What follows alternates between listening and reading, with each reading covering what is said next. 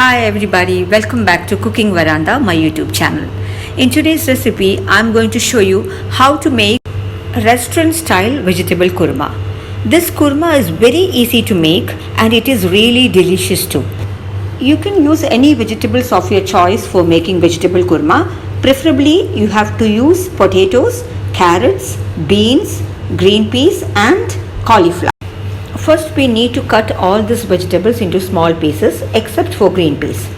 And then we have to add a little bit of water and a little bit of salt into it and then cook the vegetables separately and keep it aside. After cooking the vegetables, we will start the procedure of making the vegetable kurma.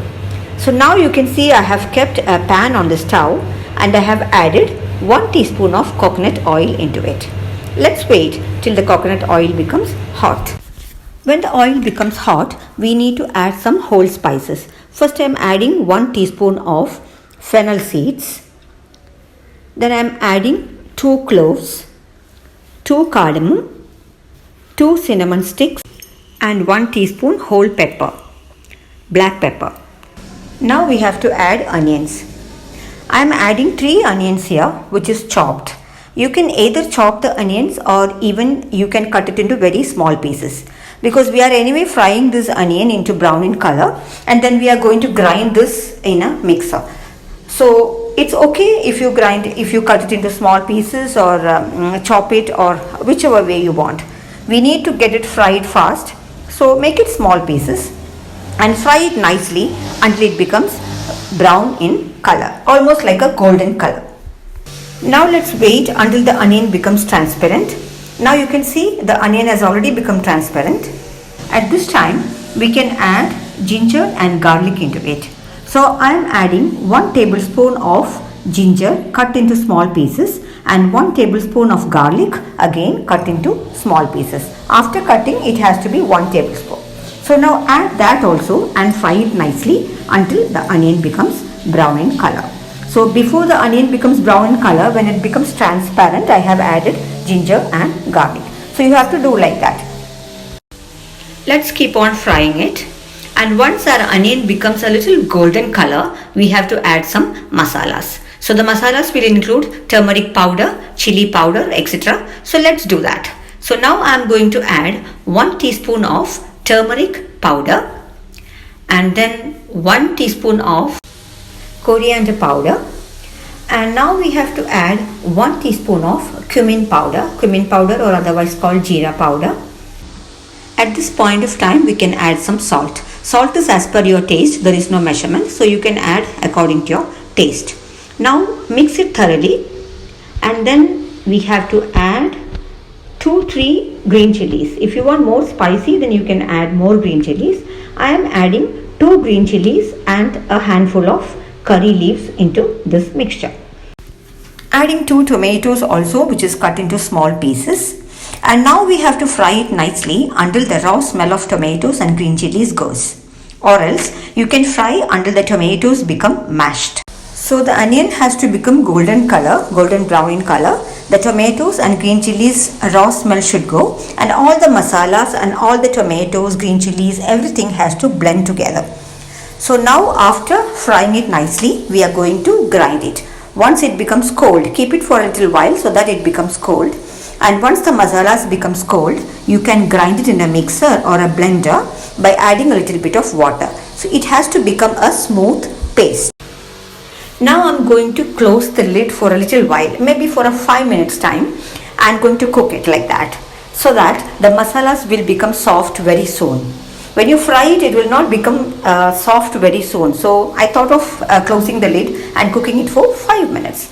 Just leave it for 5 minutes and then we will open. Now it's 5 minutes. You can see our masalas and onions and tomatoes and everything has become very soft. Now it's okay. Now it's ready to grind. Okay, let's grind and come back. Now I'm going to grind this masala. As you can see, I am using a mixer here. You can use a blender as well.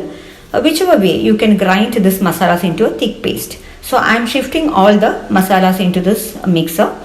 And now what you have to do is you have to add a handful of grated coconut into this mixture. This is how they make it in restaurants, and that is the reason you can get a very thick consistency kurma in restaurants. It will not be watery, it will be very thick. So now let me grind it and come back. I have grinded the masala. Now the masalas is ready. I have kept the same pan on the stove and I am adding all the masalas, the masala mixture into the pan.